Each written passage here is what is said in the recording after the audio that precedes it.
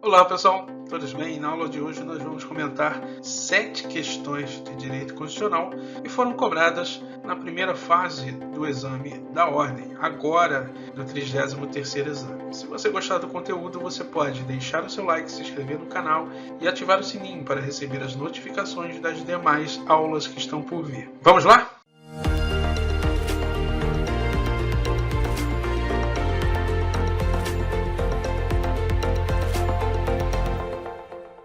Vamos lá, pessoal. Vamos começar então a corrigir 7 questões de direito constitucional que foram objeto aí de cobrança na primeira fase do exame da ordem. Ao apreciar as contas anuais do chefe do Poder Executivo do município Y, o Tribunal de Contas emitiu parecer técnico contrário à sua aprovação, por entender que diversos dispositivos da Lei de Responsabilidade Fiscal teriam sido violados. Ainda assim, em contrariedade a tal entendimento, a Câmara Municipal, por decisão dos seus membros, com apenas um voto vencido, destaco essa expressão, apenas um voto vencido, julgou e aprovou tais contas à luz da hipótese narrada com fundamento no texto constitucional, assinar a afirmativa correta. Pessoal, os examinadores da FGV que fazem as questões da primeira fase da prova são muito experientes e não colocam nenhum tipo de informação no enunciado à toa, tá? Então, olha só, artigo 31 da Constituição, a fiscalização do município será exercida pelo Poder Legislativo Municipal, mediante controle externo, ou seja, controle externo porque é de outro poder,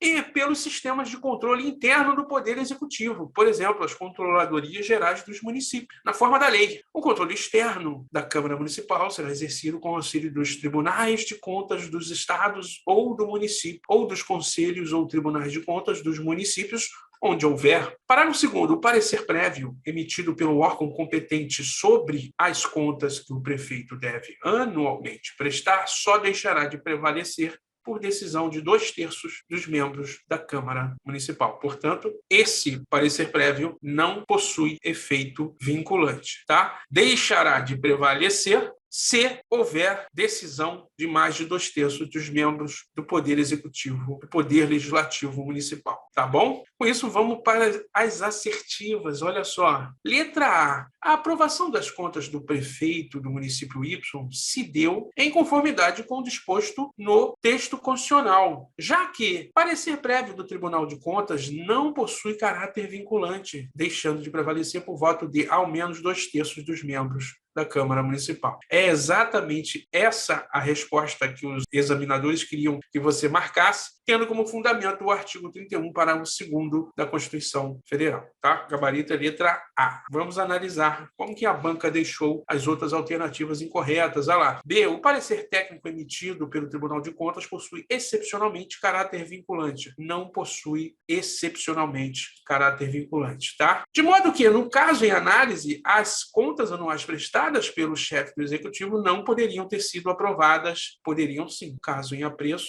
já que apenas um voto foi vencido, tá? A maioria da Câmara decidiu por aprovar as contas do chefe do Poder Executivo, tá bom? C. O Tribunal de Contas, órgão de controle externo auxiliar ao Poder Legislativo, tem competência para analisar, julgar e rejeitar. Olha só, analisar pode, né? Tanto é que para emitir parecer prévio, o Tribunal de Contas tem que analisar. Agora, julgar, rejeitar, somente no caso concreto a Câmara Municipal, tá bom? D. Como corolário da autonomia financeira e orçamentária inerente aos 3 poderes, as contas anuais do chefe do Executivo Municipal não se submetem à aprovação na Câmara, de acordo com a Constituição, se submetem sim.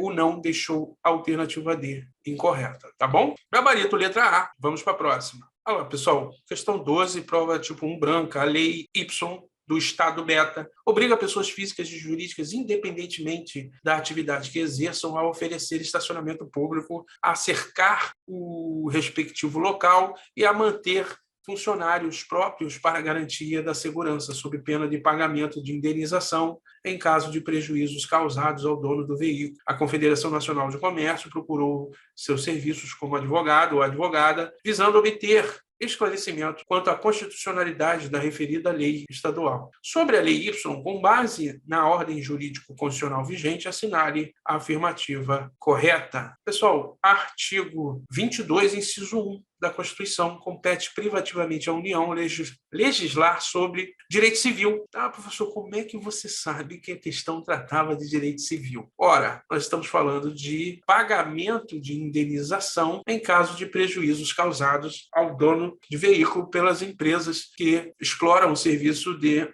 estacionamento público, tá? Então, nós estamos falando de direito civil. E a competência, de acordo com a Constituição, é privativa da União. E o enunciado diz que a Lei Y do Estado beta obriga pessoas físicas e jurídicas. Olha só, letra A é inconstitucional, pois viola a competência privativa da União de legislar sobre matéria concernente a direito civil. Perfeito, tá, pessoal? Esse é o gabarito da questão, tá? Consoante artigo 22, inciso 1, tá bom? Vamos ver as outras, olha só. Letra B é inconstitucional. Até aqui, até a vírgula, está tudo bem, pois, conforme a Constituição Federal, compete ao ente municipal legislar sobre direito, não compete ao ente municipal legislar sobre direito do consumidor. Artigo 24 da Constituição, olha lá, compete à União, aos Estados, ao Distrito Federal legislar concorrentemente sobre, inciso 5, produção e consumo. Tá? Portanto, não compete ao município legislar sobre direito do consumidor. C, é constitucional. Não, não é constitucional, já vimos por quê. Porque contraria o artigo 22, inciso 1. E a letra D é constitucional. Você já deveria parar por aqui, tá? Se você continuasse a ler a C e a D, é porque você não estava totalmente preparado para o exame, tá bom? Vamos para a próxima. Olha, pessoal, no município X foi editada a lei proibindo a queima de palha de cana-de-açúcar e o uso de fogo em atividades agrícolas. Tal diploma legal foi, então, impugnado pelo sindicato patronal representante dos produtores de álcool da região, ao argumento de que a municipalidade não detém competência para dispor sobre o assunto. A partir do caso enunciado, com base no texto constitucional, assinar a afirmativa correta. Pessoal, questão que a banca teve como paradigma o recurso extraordinário 194.704. Vamos ler? Olha lá. Minas Gerais, relator, ministro Carlos Veloso, ementa. Recurso extraordinário, lei municipal 4.253 de 85, portanto, o STF se pronunciou pela recepção de tal lei ao atual ordenamento constitucional, olha lá, do município de Belo Horizonte. Previsão de imposição de multa decorrente de emissão de fumaça acima dos padrões aceitos. Alegação de inconstitucionalidade por ofensa à regra constitucional de repartição de competências federativas. Não ocorrência, ou seja, inocorrência. Norma recepcionada pelo texto vigente, recurso extraordinário a que se nega provimento, tá? Então, pode sim o município dispor sobre proteção ao meio ambiente e controle de poluição. Professor, onde está escrito isso na Constituição? Vamos lá. Artigo 24. Compete à União, aos Estados, ao Distrito Federal, legislar concorrentemente sobre, inciso 6, florestas, caça, pesca, fauna, conservação da natureza, defesa do solo e recursos naturais, proteção do meio ambiente e controle da poluição, tá? Olha só, no artigo 30 diz o seguinte: compete aos municípios legislar sobre assuntos de interesse local, né? E no âmbito da legislação concorrente, é lógico que os municípios podem dispor, sim, sobre controle de poluição e proteção ao meio ambiente. Quem disse isso? O Supremo Tribunal Federal, quando se posicionou no recurso extraordinário 194.604, tá? Desde que não contrarie normas gerais, né, da União ou do Estado, tá ok? Então, houve sim a recepção de tal lei e, com isso, vamos para as alternativas. Olha lá, letra A, os municípios apenas detêm competência para legislar sobre assuntos de interesse local. Logo, como a proteção do meio ambiente engloba interesse federal e estadual, a lei é inconstitucional. Não, a lei não é inconstitucional, disse o Supremo através do recurso extraordinário 194.704, a qual tratava de assunto de interesse à proteção do meio ambiente e controle de poluição, não contrariando lei federal ou estadual. Tá bom? Então, se liga que isso é importante. Então, a lei não é inconstitucional, tá bom? Letra B. A lei municipal é constitucional. Opa! Eis que o município os municípios possuem competência para dispor sobre a proteção do meio ambiente e controle de poluição, no limite de seu interesse local e em harmonia com a disciplina estabelecida pelos demais entes federados. Tá? Então, no âmbito da legislação concorrente, e aí eu estou falando de qualquer matéria, os municípios podem legislar sobre assuntos de interesse local, professor? Perfeito. Tá? Essa é a conclusão que nós tiramos de tudo que nós lemos aqui até agora. Portanto, o gabarito é a letra B e você tem que salvar isso nos seus estudos para que você possa revisar, porque é uma conclusão muito bacana e que de vez em quando, ou de vez em sempre, é cobrada em prova. Tá? Letra C. Os municípios têm competência para legislar sobre assuntos de interesse local. Maravilha. Mas como o direito ao meio ambiente equilibrado demanda tratamento uniforme por todas as unidades da federação, a lei é inconstitucional. É justamente o contrário, né? Cada município, cada região tem a sua geologia, tem os seus aspectos específicos e podem sim demandar tratamentos especiais através de legislação local, tá? No âmbito do poder de legislar concorrentemente, né, do artigo 24, isso pode ocorrer. Tá? Então, mais uma vez, a lei não é inconstitucional pelo motivo exposto na letra C. Letra D. Os municípios possuem competência exclusiva para legislar sobre assuntos de interesse local e a preservação do meio ambiente, de modo que a lei municipal em questão é constitucional. Não, ela é constitucional, mas não pelo motivo exposto na letra D. Até porque os municípios não possuem competência exclusiva, tá? Cuidado. Esses assuntos, vamos dizer que haja lei federal tratando do tema e não exista lei municipal tratando do tema. Adivinha qual lei que vai regular o tema? A lei federal ou a lei estadual, tá bom? Então, cuidado, tá? Porque a banca gosta de responder às alternativas com 2 ou 3 assertivas. Às vezes uma está correta, ou seja, a lei é constitucional, mas o motivo pelo qual a assertiva tenta justificá-lo está incorreto, tá? Vamos para a próxima. Olha lá, pessoal, a União, com o objetivo de recrudescer o combate aos crimes contra o patrimônio, insere, por meio de Lei Ordinária Federal X, um novo artigo no título 2 da parte especial do Código Penal, dispondo que as penas de prestação de serviços à comunidade, se não forem cumpridas em até 10 dias após o trânsito em julgado da condenação, comunicam-se desde que maiores de 18 e menores de 60 anos aos parentes em linha reta dos condenados. Sobre a hipotética situação narrada, com base no ordenamento constitucional vigente, assinale a afirmativa correta. Letra A. A Lei X é formal e materialmente constitucional, pois compete à União legislar privativamente sobre o direito penal e processual penal. Olha só, uma lei ou uma norma é materialmente inconstitucional quando viola o conteúdo, e aí nós estamos falando de conteúdo, da Constituição. Ainda que a referida norma tenha ingressado no ordenamento jurídico sem ferir as regras procedimentais do processo legislativo. No caso do enunciado, a Lei Ordinária X, Lei Federal, violou o artigo 5º, inciso 45 da Constituição da República, que diz o seguinte: nenhuma pena passará da pessoa do condenado, podendo a obrigação de reparar o dano e a decretação do perdimento de bens ser, nos termos da lei, estendida aos sucessores e contra eles executados, até o limite do valor do patrimônio transferido.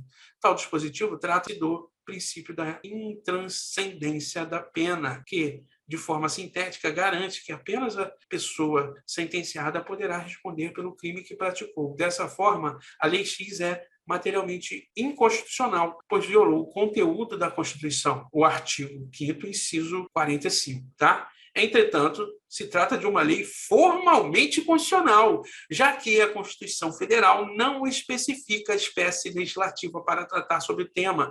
O Código Penal, que em sua nascença é um decreto-lei, por exemplo, foi recepcionado com o status de lei ordinária, tá bom? Então, a lei é formalmente constitucional. Pode a União, através de lei ordinária, alterar o Código Penal, sem problema nenhum, tá?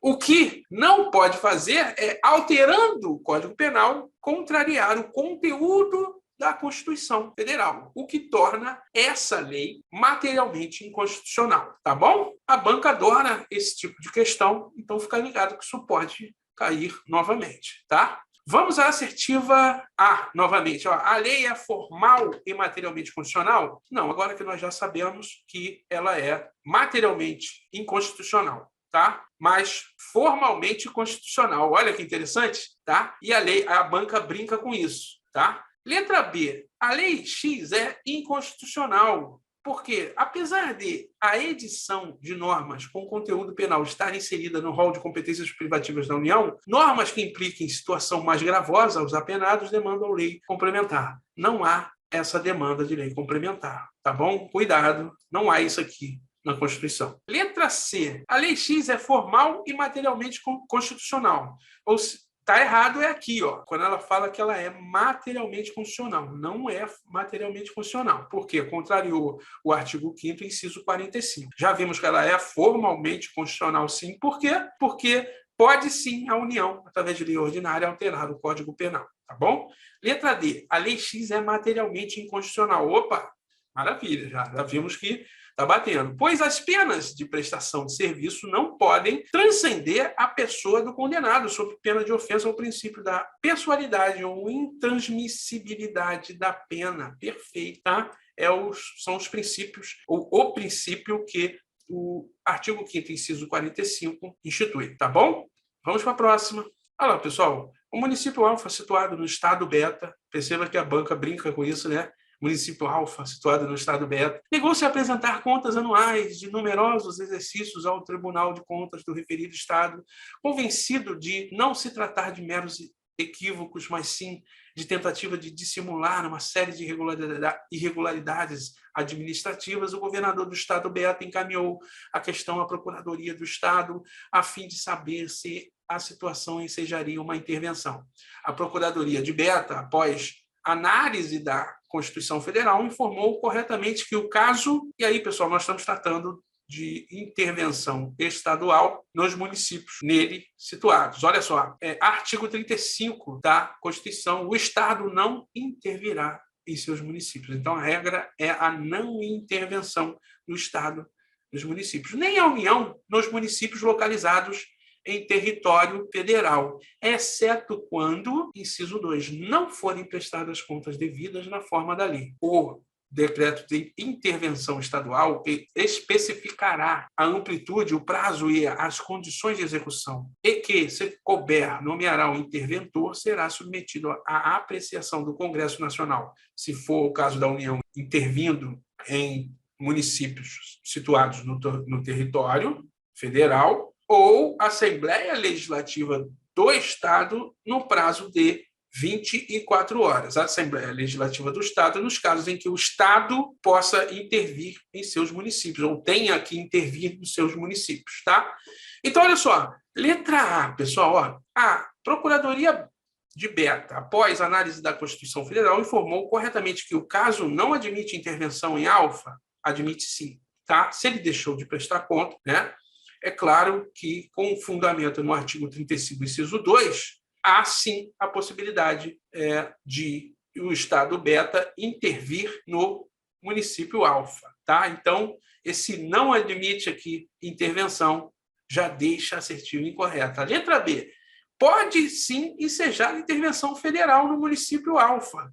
Pessoal, a União não vai intervir no município, dada a autonomia dos entes federativos. Então, a regra é a não intervenção. E a Constituição excepciona o caso de o Estado poder intervir em seus municípios, já que determinado município deixou de forma reiterada de prestar contas. Presta contas a quem? Ao Tribunal de Contas do Estado, tá? Que pode sim intervir, dada a exceção instituída na Constituição. Tá? Então, quando eu falo que pode sim ensejar intervenção federal, aqui seria estadual. Tá? Não vou nem ler o resto. C. Enseja intervenção estadual por decreto do próprio governador de Beta, sendo o referido ato necessariamente dirigido posteriormente à Assembleia Legislativa de Beta para que realize o devido controle político. Perfeito, né, pessoal? Perfeito. Ó, gabarito é letra C, consoante aí o artigo 35, inciso 2 e parágrafo 1º da Constituição Federal. Tá bom? Ah lá, letra D, admite a intervenção estadual no município alfa. Opa, até aqui está certo. Mas o governador somente poderá decretá-la após a devida e formal solicitação por parte da Câmara. Não, não. Ele não necessita da solicitação formal da Câmara, tá? Devida solicitação formal da Câmara, não há necessidade. Por quê, professor? Porque a Constituição não trata do rito desta forma, tá bom? Gabarito é letra C. Vamos para a próxima. Olha lá, pessoal, o parlamentar José, em apresentação na Câmara dos Deputados, afirmou que os direitos à informação e à liberdade jornalística possuem normatividade absoluta. Você que estudou já deveria achar um erro no enunciado da questão, né? E, por esta razão, não podem ceder quando em colisão com os direitos à privacidade e à intimidade, já que estes últimos apenas tutelam interesses meramente individuais. Preocupado com o que reputou um discurso radical, o deputado Pedro recorreu a um advogado constitucionalista, a fim de que este lhe esclarecesse sobre quais direitos devem prevalecer quando os direitos à intimidade e à privacidade colidem com os direitos à liberdade jornalística e à informação. O advogado afirmou que, segundo o sistema jurídico constitucional brasileiro, o parlamentar José, e aí, pessoal, você teria que saber para resolver essa questão que esse parlamentar está incorreto quando afirma que os direitos à informação e à liberdade jornalística possuem normatividade absoluta. A liberdade de expressão, direito à informação ou liberdade jornalística, esses direitos não são absolutos. Quando direitos fundamentais entram em colisão, deve-se fazer uma ponderação de qual deve ser aplicado no caso concreto. Não se deve optar em uma exclusão automática de um ou de outro, tá? Isso aqui você tem que escrever se você não sabe e ler todo dia, porque tem que estar na sua mente. Quando direitos fundamentais colidem, a regra é a ponderação, levando em consideração as características do caso concreto. Quem vai fazer isso é o judiciário. Então vamos para as assertivas. Olha só. Está correto, pois, em razão do patamar atingido pelo Estado Democrático de Direito contemporâneo, os direitos à liberdade e à informação possuem valor absoluto. Não possuem valor absoluto e o parlamentar está incorreto, tá bom? Letra B, ele está equivocado. Beleza, até a vírgula, correto. Pois os tribunais entendem que os direitos à intimidade e à privacidade têm prevalência a priorística sobre os direitos à liberdade jornalística e à informação em todos os casos, né? Leia-se em todos os casos. Não, não tem prevalência priorística. Deve-se levar em consideração a técnica da ponderação, levando-se em consideração as características do caso concreto. Tá? Letra C. O parlamentar está equivocado. Pô, maravilha, até a vírgula. Pois, tratando-se de uma colisão entre direitos fundamentais, se deve buscar a conciliação entre eles, aplicando-se cada um em extensão variável, conforme a relevância que apresentem no caso concreto. Perfeito, se coaduna com o que nós já falamos aqui, tá? E a letra D, ele está equivocado e não está correto, como diz aqui a parte inicial da letra D, tá bom? Vamos para a próxima. Olha lá, pessoal, João, considerado suspeito por ter comercializado drogas ilícitas em festa realizada 2 semanas em uma balada praia do município Delta, após investigação policial, teve localizado seu endereço. Os policiais, sem perda de tempo, resolvem se dirigir para o referido endereço e lá, chegando às 10 horas da noite, mesmo sem permissão, entenda-se, sem permissão judicial, entram na casa de João, ou sem permissão de João, né?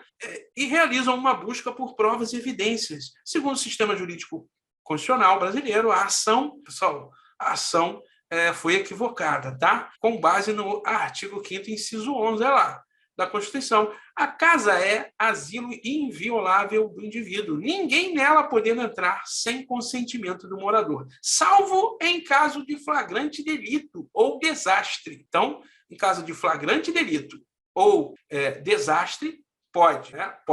O asilo pode ser violado, tá? Ou salvo para prestar socorro. Também o asilo pode ser violado. Ou durante o dia, por determinação judicial. Portanto, os policiais deveriam ter solicitado autorização judicial para entrar durante o dia na casa de João, tá? Perceba que há 2 semanas, através de investigação, a polícia teve conhecimento de que João havia praticado crime, né, de venda de drogas ilícitas. Portanto, não há que se falar em flagrante, tá bom? Agora vamos para as assertivas. Letra A. Segundo o sistema jurídico constitucional, a ação policial respeitou a inviolabilidade domiciliar? Não respeitou. Desrespeitou, tá? Letra B. Desrespeitou. Até aqui tudo bem. O direito à inviolabilidade domiciliar. Já que, como a Constituição da República não prevê explicitamente qualquer exceção a este direito, prevê sim, ou não, deixou a assertiva incorreta, tá bom? Letra C. Respeitou a inviolabilidade domiciliar? Não, desrespeitou. Já vimos, né? O gabarito é a letra D, ó. Desrespeitou o direito à inviolabilidade domiciliar, já que, embora esse direito não seja absoluto, não é, já vimos, há exceções no próprio texto constitucional e possua restrições expressas no próprio texto constitucional, a atuação dos agentes estatais não se deu no âmbito destas exceções. Portanto, o gabarito é a letra D. Tá? Com isso, nós terminamos aí as 7 questões de direito constitucional, de tal forma a te ajudar aí nos seus estudos para o exame da ordem. Um forte abraço, bons estudos.